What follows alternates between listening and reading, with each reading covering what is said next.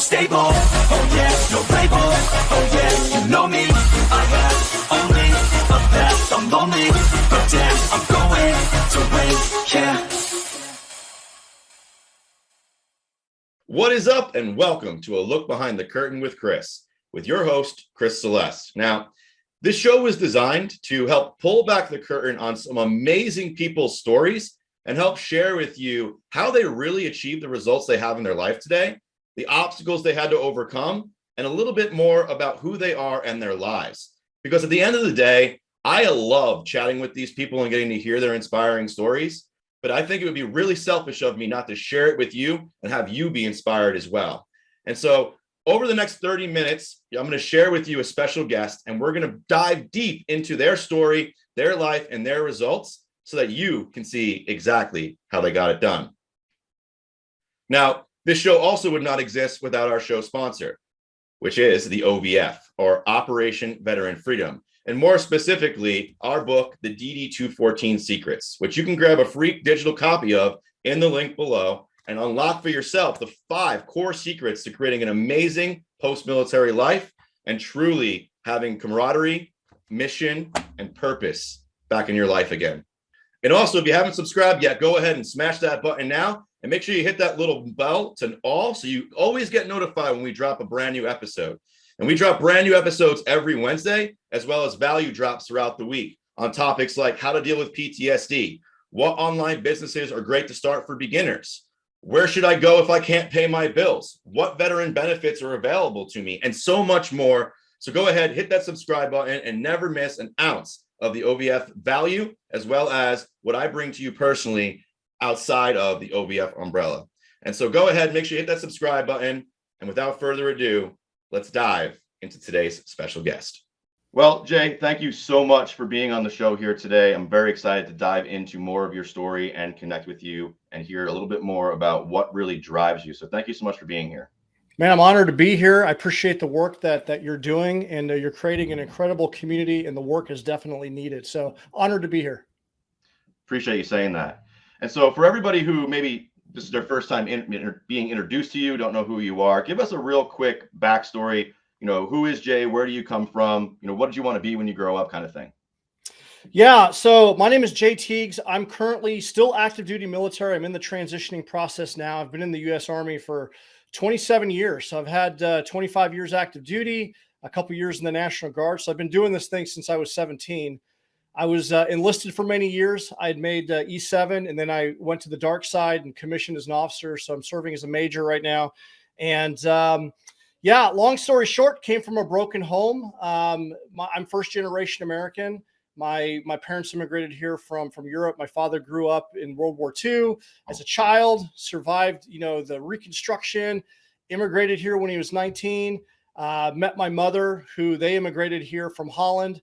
And long story short, my father had a lot of issues growing up. It was very kind of an abusive, mentally abusive home upbringing.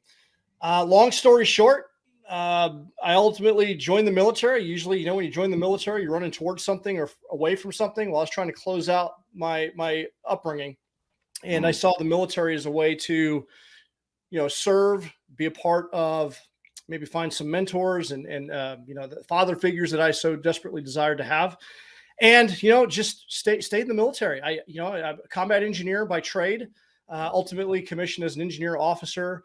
I'm the father of triplet 14-year-old girls. Wow. And ultimately, it's been a good career, but childhood traumas, Army issued traumas, if you will. Mm-hmm. I had some, high-performing individual, but suffering inside. And I got to a low point about 10 years ago where I almost took my life. Mm-hmm. And in my own journey of self-discovery and trying to reinvent myself, what drove, if it weren't for my daughters, I wouldn't be here. But I so desperate, like I can't leave my children here without a father, because I knew how difficult it was not having a father figure in my life growing up. And I don't want to amplify that pain to them. So I'm like, you know what? I got to get my shit together. Like, I got to figure this out. I can't live like this anymore. I got myself in therapy, started unpacking some demons, but ultimately got on the path of personal growth and development. And that led to, reading. I started changing my habits. I was never much of a reader. I started reading. That made me feel a little bit better. I started changing up the people I hang out with, got involved in mastermind groups, coaches, and ultimately, you know what? Like, this is the path I need to be on, because it was so powerful for me that, that's what got me fired up about coaching. And that's the path that I'm on now. So I love it. And thank you so much. You don't do anything for 20 years if it doesn't mean something deeply to you. So I appreciate your service. That's a long, long stint, and you're still, giving it to the country. So, one thing I do want to talk about, because it's so powerful. Anybody who's been following me for a while or watching the show knows that everything that you just mentioned about getting your shit together and how you did it, it's not like this secret code and like the matrix that you have to hack into. It's actually some pretty simple steps. And you brought it up, right? And I'm went along the same journey as you, where I just started reading. Like, instead of reading to escape or reading sci-fi or not, like nonfiction, I started reading to build myself better. Yeah. I didn't start making major strides in my life and business, my relationships with my kids and family, until I went to my first personal growth development seminar. I'm actually leaving tomorrow morning to go to Colorado to help facilitate and produce a 3-day personal growth and development seminar. That's how much I believe in it as well. And so the things that you're sharing right now, I believe everybody should be taking advantage of, and they're simple steps to be doing that allow us to unlock a much greater life for ourselves. Yeah. So, Oh, go ahead. Sorry. I was going to say, the things you're talking about, there's simple things that are easy to do, but they're also easier not to do. But if you do these easy things with consistency, like read 10 pages of a book every day, it will fundamentally transform your life. And I only wish someone would have grabbed me and just shook me, like, we always, even in the military, you got to read the commander's reading list. I got too much other shit to do. I got to go play video games. I got to go drink beer. Right. And you just, I don't know, there's always something else better to do. But I'm telling you, when you do these simple things, you take care of you put positive things into your mind. You take care of your health. You schedule date night and be committed about that with your partner. You're engaged with your kids. You do these little things. There's a compounding interest to that. But if you also don't do them, there's a compounding interest to that as well. And it's little things that make a big difference. Yeah. So talking about the compounding effect of things, I'm guessing you've read The Compound Effect. Yes. Yeah. Let me ask you this. On the topic of books, if you were to say right now to anybody, read these 3 books to get started, to change your life, what would you recommend? I'd recommend The Slight Edge. The Compound Effect was the second book that I read, but The Slight Edge, very similar, by Jeff Olson. Basically the same thing. It's talking the slight edge difference between people that, we always hear about the 10X rule, Grant Cardone and 10X. They're not doing 10 times more stuff. They're just doing the little things with consistently over and over and over again. It really talks about, like, look at your inventorying your habits and what you do. And it's that slight edge difference over a period of time that makes a significant difference. Like, okay, when I read that book, and it's like, okay, I'm going to commit to reading 10 pages of a book every day. And so I've been doing that almost religiously ever since. So The Slight Edge is one.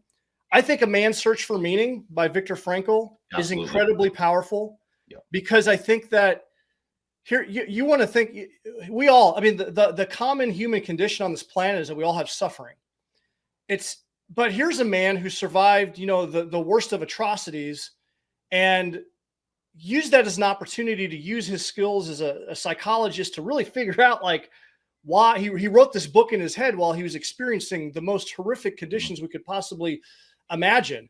Why did some people choose to live versus some people chose to fight and see this thing through to the end? And I just love, it's basically boiled down to 3 things. And truly, if you tap into those things, your life will be infinitely better. So I think the Man's Search for Meaning is definitely a must read. And then I think one of my favorite books, especially for the military community, and as a commander, I'd do LPDs on this, Extreme Ownership by Jocko Willink. Yeah. Like, you got to take ownership. And when it comes to, like, transitioning in the veteran community, like, we have to take ownership of what has happened to us and not let that define us, and take ownership in the process of overcoming these things so we can live a productive life. Like, you're not defined by the things that had happened to you. Don't be a victim. Like, we have to lean into these things and overcome them. So taking ownership of that and executing, it's not easy, but it's something that needs to be done. So I love how he takes, real combat situations and is able to apply them to anyone in business, whether you're military or civilian. And I love how he does that. So Absolutely, yeah, and some great ones right there. So anybody, you're looking to get some books, definitely, especially if you're looking to get started and figure some things out, I would start there too. The Extreme Ownership was one of the first 5 books I picked up myself, and yeah, the way he breaks it down, I would just mirror what you said. It's really yeah. great. So how much longer until you're officially out of the Army? Well, my retirement packet should be March of next year. I got the email saying, okay, you're approved, but I haven't seen the orders yet. And you know how the Army is, unless I have orders in hand. Yeah, I'm Yeah. planning for that. So if all goes well, March of next year. Awesome. Because one of the questions I usually ask for those who have already, got their DD 214 and already back in the civilian world, what was the most difficult part of transferring back into civilian life? But for you have not done it yet, I would like to ask instead, what is it that most, I wouldn't say scares you, but what is the one thing that is kind of the red flag that you're like least looking forward to transferring out? Man, it's the loss of camaraderie. There's certain aspects of the job that I know that I'm not going to miss, but I am going to miss the people. I love the camaraderie. I love that we're part of something greater than ourselves. And that's what I'm going to miss the most. And I'm scared. I'm going to be honest. I've been doing this since I was 17. And I did this as a survival mechanism to get away from a very traumatic upbringing. And I think for the longest time, I stayed in the Army probably longer than I ever intended to, just because I didn't know what I wanted to do next. And I was just comfortable. It's like having that handrail. You're going to get paid on the 1st and the 15th. You just show up in your uniform at the right time. Hell, that's 70% of it, right? But now it's like all of the rules, if you will. Like when you go in the civilian world, like no one tells you how to dress. No one tells you where to be. It's like training wheels are off. Like you don't have these things in place to kind of guide you. You don't have that guardrail there. So that scares me. But at the same time, like I'm also disciplined enough to, now it's time. Like I've been following training plans and guidance and things like that. A lot of people like they get out of the service and it's like, well, I don't know what to do. Well, hell, you've been creating training plans and creating schedules for people your entire career. So just create one for yourself. And when someone told me that, I'm like, that's what I need to do. I've got to create my own work because I'm going the entrepreneur route. So create my own training plan and schedule. I've been, doing that. I'm not going to stop working out because I'm not, I get to work out and choose my workout now. There you go. I don't have to do the bend and reach anymore first thing in the morning. So, so I think that's the structure and the camaraderie. It's great that you say that because, normally when I ask a veteran who's already been out, that's one of the top lists. No, top 2 is camaraderie. They miss their unit. They miss their brothers in arms, their sisters in arms. They miss the people they relied on. They slept with, or not slept with, but, housed with in the barracks and all of that. Right. And so, but the second thing, which you touched on too, is loss of purpose, loss of mission. Like, what do I do now? Like, I don't know what to do. There's no one telling me what the mission is. There's no one telling me where to be and when to be there, what to wear. So what am I supposed to do? And I think it's really powerful that you're the second person I've had on the show who is actually preparing their entrepreneurial journey well before they're actually getting out of the military. And I think that more soldiers, more service members should be thinking about this and thinking about what's next way before the actual transition's about to happen. And so it gives them a leg up, much like it's going to give you a leg up when you get out, because now you're just going to fall naturally into what you've already been doing. And that's what I want to touch on next with you. Because yes, you've done an extensive, 20-year, I call it a 10-year because that's kind of the term in schools, right? Extensive tenure in the military. But you also have some pretty amazing things going on in your own life as well, right? You are a high performance coach, you're a big runner. And so what drove you to high performance? What drove you to the entrepreneur path? Why choose that as your next thing?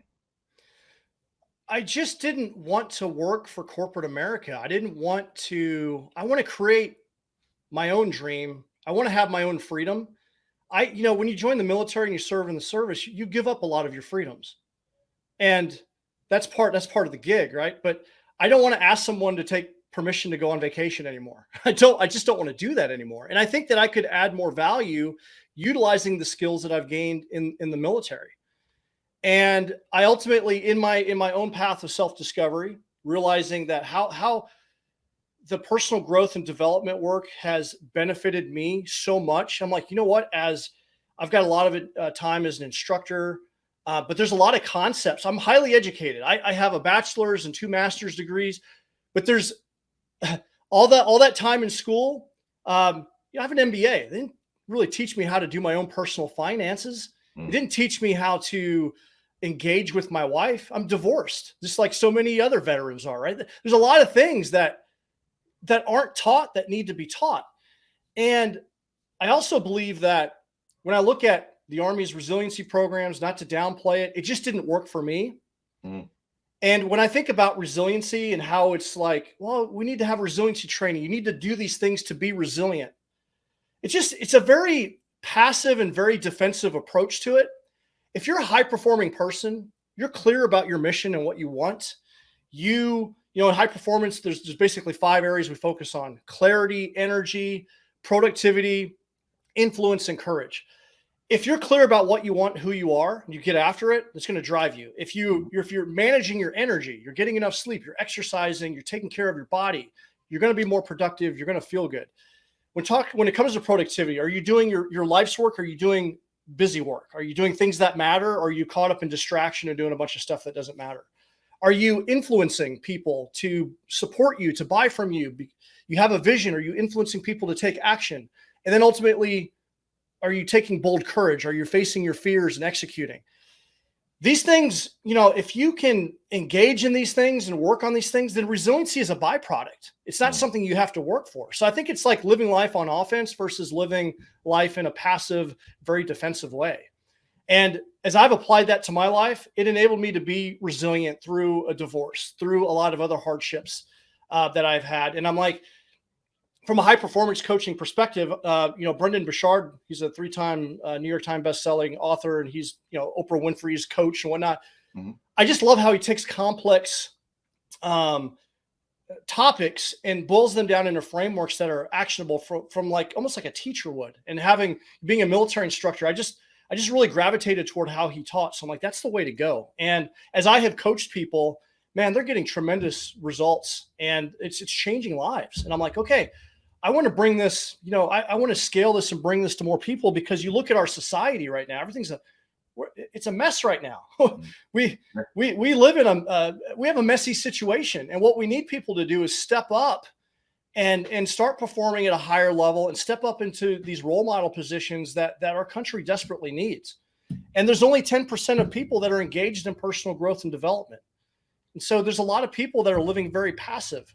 And I think that, that's you and I are on this mission to help people. We're soldiers on the front line of trying to help people, perform at a high level and step into who they're designed to be and live life on offense. I love that. Live it on offense rather than defense. Take a proactive approach to your life instead of, always being on the back foot trying to react to everything. Yeah. That's great. And I love how you broke it down into like the 5 core, that you really need to lock in. And Brendan Burchard, I got to get more of his stuff. He's one of the guys that I haven't really dove too deep into. I've got 1 book by him, but I'm going to dive more into him just based on, the way you just explained him. That's something I would like to learn more about. So appreciate I'm a big fan of like Jocko and Andy Frisella and people that are a little bit more like alpha male type, he's just kind of, he doesn't have as big of a presence, but I just love he hardly ever cusses. He's just like this little geeky kind of a guy, but he's brilliant. And I just love, because I'm a visual learner. So he always does these frameworks. I'm like, man, that's ingenious. And so I love him. Yeah.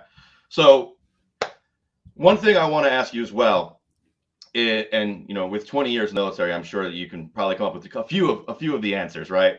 Inside of OVF, one of the main things that we do is help not like give the veteran skill sets, or we do give them eventually, but like the main thing we do in the beginning is just reawaken what was already in there, right? The things they already had. We're not giving them anything. We're just reminding them what the power they have inside of them. And that most of what we are reminding them of are characteristics and experiences that they got from their time in the military, because in my opinion, they give most people a leg up. So I wanted to ask you, in your time in the service, what have been some things, characteristics that you've built on that have allowed you to be so successful in everything you do? Man, when I came in the military, I was very timid. Had a hard time making eye contact, couldn't really shake a hand, always motivated, always physically fit, but just didn't have presence. And I think developing confidence over the years, being forced to get up in front, like the first time you lead PT in front of the squad, right? And that prep work, like, okay, I don't want to look like that. One of my biggest fears was always like, I don't want to look like a jackass because I'm never going to hear the end of it, right? But that fear drives you, right? Yeah. And getting that coaching and mentorship from your squad leader, and then you do that in front of a platoon, and then you do that in front of a company, and then battalion, all the way up. And as you do the reps on these things, you gain more confidence. So I think all these positions that I've been forced to just step into, from just being a team leader to squad leader to platoon sergeant, and then as a lieutenant going up the officer ranks, and then just developing my ability to brief and have a presence and speak, I think has been significant. And it definitely helps me with the podcast and public speaking and instructing. Another thing, time management. I think we balance a lot, and especially I've noticed it over the years in the Army with, I was in the dating myself. I was in the Army before email was a thing. We still had carbon copy, and it was like, you'd get your orders in the morning of what, you have your platoon huddle. This is what you're going to do. And it's like, okay, ready, break. And then you go out with your squad and you're gone until end of formation at the end of the day. It seemed like life was a lot simpler. We would just go down the motor pool and prep our gear, clean up the TA-50. That's all you did for the day. Or if you're going to the range, you just go to the range. Well, over the years with email and all these like mandatory training requirements, I feel like I'm just constantly like a ping pong ball. So being able to really effectively manage my time and really learn how to do that, because not only did I do that well in the military, I was able to take that into my personal life. And so we talk about high performance. One of the things that I teach is the science of achievement, which is being productive, doing the things that matter, and putting boundaries on the things that distract you. And so I really got really good with time management. And as I have been able to manage my own time better, then I can manage my team's time a lot better. So I think that's an incredible skill. Then ultimately, just being resilient. Something happens, people freak out. And it's just like, that's not a big thing. I've seen far worse. What's everyone freaking out about? Like being calm under pressure, being able to detach when shit hits the fan. I think those skills are, definitely undervalued. No, yeah, great answer. And I agree.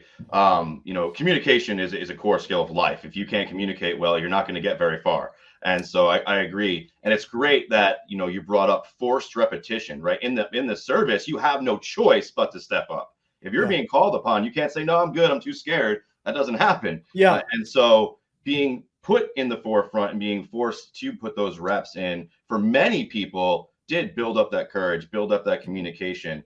But the minute they got out and no one was forcing them to be in those situations anymore, it's like they forget where, like, they don't have that. It doesn't click in for them anymore. Like they forget they have it. And so it's really great to hear from you.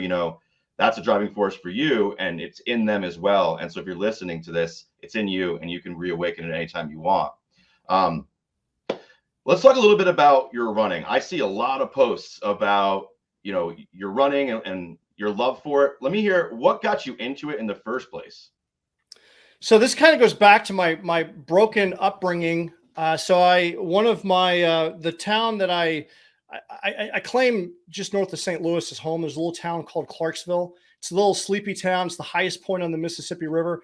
I was a paper boy. I was probably one of the last paper boys that I have met that rode a bicycle and threw newspapers, because that was a dying thing. But in this town where you had this huge ass hill, I'd have to ride my bike 6 days a week up this hill. I got a pretty good base of fitness. That enabled me to buy some school clothes for myself, buy a Nintendo game, got me out of the house, because that was just kind of a shit show. But I did that every day. So I learned a little bit of, I did that when I was 12. So for a good 2 years until I was like 14, I did this paper route. And along the way, we had a new cross country coach. He was the history teacher. He moved into town, and he was on my route, and he kind of took interest in me. We started talking, and he knew my situation wasn't good, and he invited me out to go run cross country. I was like, what the hell is cross country? He's like, oh, well, we run out in these cornfields and we race each other. And it sounds silly, but okay, I'll show up and give it a try. So I had my Reebok pumps, and I had my basketball shorts, and I show up for the day one of tryouts or whatever, and ran with the team, and did really well. I had really good fitness from riding my bike every day. And long story short, for the first time in my life, I actually had a coach and a mentor, someone that looked out for me. I was a part of a team. I was kind of a nerdy kid, kind of, like I said, very timid, but I was around some of the cooler, more confident kids that had, families that, man, like, I wish, why can't my family be like that? And it was through, we had a winning team, and, it just felt good to be a part of something and doing something. And I just equated, like, okay, if I did this difficult thing, if I could, because running sucks, it's hard. It's hard if you're racing. If you're doing it right, it's not fun.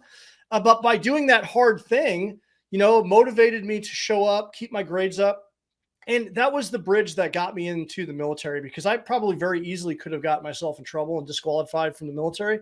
And who knows where I would have ended up. So my love and passion for that came from that. Over the years, I just kind of increased the distance. And then ultimately I got into cycling, mountain biking, gravel road racing, canoeing, kayaking, adventure racing, just always doing something in the endurance realm to push myself. And maybe some of that, was getting away from my own personal demons, because when you're engaged in that and you're doing that difficult thing, it was a way for me I'm only focused at the task at hand. It's painful, but I'm not thinking about anything else. And so maybe there's probably a way for me to deal with some of my demons as well. But that confidence and that grit and resiliency that you develop by doing those things transitions into day-to-day life so effectively well. So the mantra has always been do hard things. And I find that I can train that in a controlled environment when I do these endurance events. And so I'm a running coach. And as I transition from the military, part of the apparel line and the coaching is going to incorporate like hosting events, whether it be running or rucking and cycling, just getting people active and getting out there and doing those things. I love that. Yeah. And I've seen a lot of really awesome, rucks and things like that. So I'm excited for you to get yours started. We'll have the OVF team fly in and do one with you so we can get. That'll be awesome. Yeah, absolutely. One thing that you just touched on, I think is really powerful, and I want to just kind of highlight on it. I talked to quite a few people who are triathlons, they're marathon runners. They just love the sport, but the reason they love it is not because they love running, it's because they love to challenge themselves mentally. And you touched on it. Running is really just a mental game. Your mind is going to give out and try to surrender well before your body is actually ever going to break. And so I think that's really powerful that you brought that up, because it's a chance to push yourself past your limits. And on the other side, there's like this unique bliss that you cannot find anywhere else other than when you have pushed yourself to the limit and came out the other side. And I think that that's so powerful. And is that something that you help your students do when you're coaching them through running? Is that more of a mental game, or is it more of a performance? What is that like for you?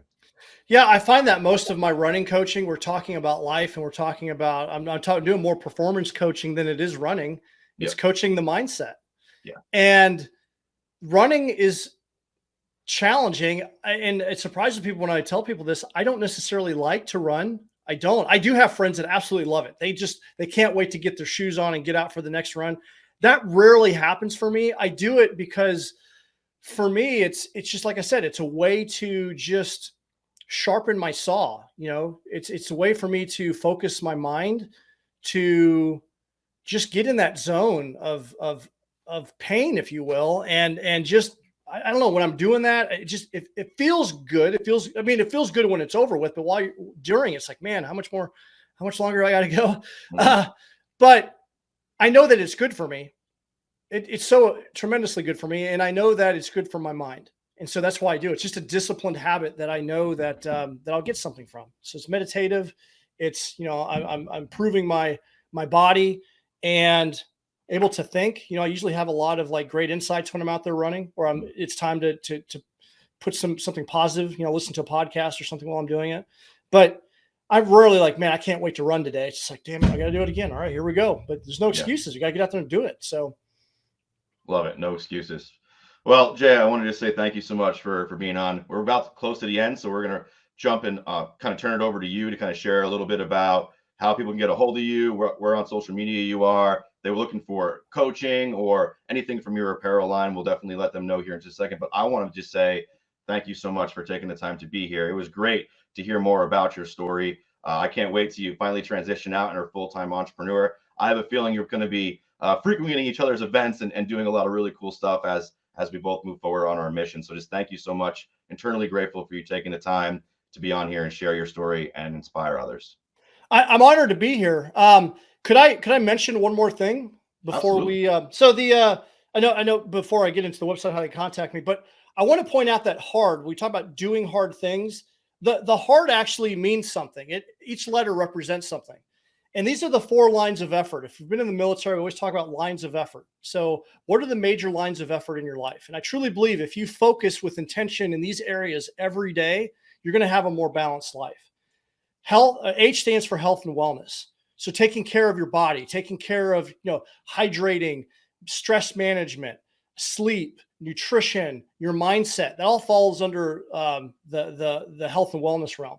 A is for affluence and wealth. Affluence and wealth that gives you freedom to do what you want to do and to give and serve other people. If you have money, then you don't have to be like tied down to things. You can have freedom to do that. Relationships, showing up with intentionality with your partner, with your kids, with your friends and family. We need deep human connection. And then ultimately development. That's what D stands for. That's if you're not growing, you're dying. So how are you sharpening your saw every day to skill up? It could be something as simple as reading or listening to a podcast. Maybe it's taking a course. So I want to point out that do hard things is more than just, hey, we're going to get out and do something difficult. It's a lifestyle brand that we're really trying to promote and help people like really get focused and tension in these lines of effort in their life. And so they can be better as an individual, so they can be better for their families and ultimately step up into those role model positions that we need that our country desperately needs. So people get a hold of me, jteagues.com. They can also go to dohardthingsnation.com. And then we have apparel at www.dohardthingsapparel.com. If you go to dohardthingsnation.com, you can link to all of those things. We have a podcast, the Do Hard Things podcast with Jay Teagues. And, I do one-on-one coaching. I do group coaching. I have facilitated some workshops, and I'm looking at starting to host events and retreats. And ultimately, I'm going to start what I'm actually working on now is I want to create a nonprofit arm of this called the Do Hard Things Foundation. And what we want to do is work specifically with veterans. So I'm definitely going to pick your brain on this and collaborate with you because I think that there's a lot of synergy. I love what you're doing here and would love to figure out how we can maybe collaborate on some stuff. So, but truly honored to be here. Thank you. Thank you, Jay. And you did mention something, and I forgot to bring it up in the beginning about a small gift for the audience. So if you had that and you wanted to drop it, let them know, and then we'll close out. Yeah, if you go to dohardthingsapparel.com, we have a gift for you. Use code OVF, Oscar Victor Fox 15 for 15% off of your order. And appreciate you guys being here. We got all sorts of shirts and merch in there for men and women and kids. And with the Do Hard Thing, it's all like motivational stuff. You wear a shirt that says Do Hard Things or Dominate on it, or we got some patriotic stuff. My girlfriend's a graphic designer. She just created the We the People. It's just all very patriotic, very motivating stuff, high quality apparel. And OVF 15 is the code. Awesome. And make sure that we have all that down in the descriptions for you guys as well, so you can go and take advantage of that 15% off. And so again, Jay, just thank you so much for being here, sharing your story. For you guys watching this, thank you so much for being here, watching it. If you have not yet subscribed to the channel, go ahead and hit subscribe and comment your biggest takeaway. What did Jay share with you today that really stood out to you? What was the big thing? Put that aha moment down in the comments for us, and we'll see you the same time next Wednesday. You have a good one. Peace.